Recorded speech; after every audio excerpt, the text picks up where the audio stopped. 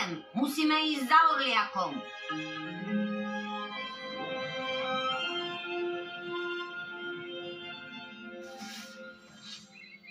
Poďme, lebo inak sa nám Orliak niekam stratí. Aj s mojou paličkou. Kde len môže byť?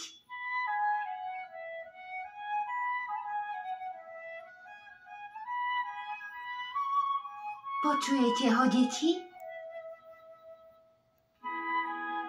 Áno, je tam hore. Poďme, decká, tadiaľto.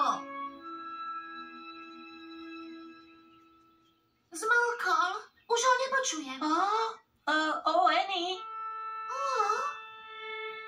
Hej, pozrite sa na tie zvieratá. Zdá sa, že tu majú zhromaždenie. Áno, koná sa veľký snem zvierat. Je tu naozaj veľmi veľa zvierat. Ktoré zvieratá vidíte? Tamto zviera zrejme predsedá celému snemu. Čo je to za zviera? Lev, správne. Ak je pánom tohto lesa, tak sa stavím, že vie, kam letel náš Orliak. Annie, počkaj. Nie, Leo. Ja to dokážem. Lebo spievanie je zasa moja najobľúbenejšia činnosť zo všetkých. My nemáme paličku,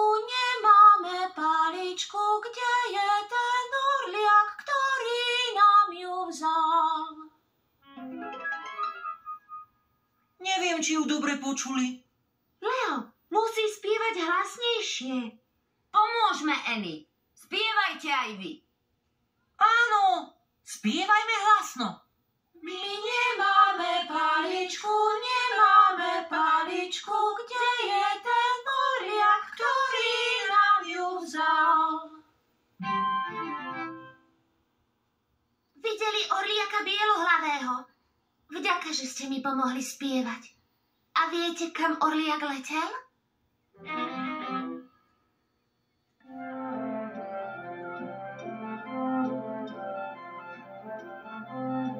Počúvajme, vlk posiela našu správu ďalej.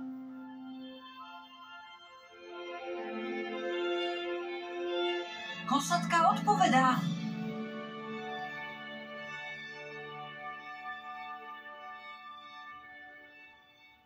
Takže videla nášho Orliaka. Poďme. Ideme po moju paličku. Vďaka, zvieratka. Aj za to, že ste boli prívetivé.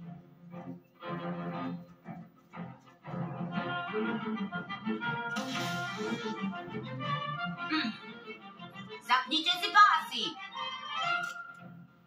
Pásy zapnuté! Na vzlietnutie budeme potrebovať veľa energie. Dajte ruky na stehná a ťapkajte s nami. Ťap, ťap, ťap, ťap, ťap, ťap, ťap, ťap. Teraz zdvihnime ruky, ako sa len dá, a všetci povieme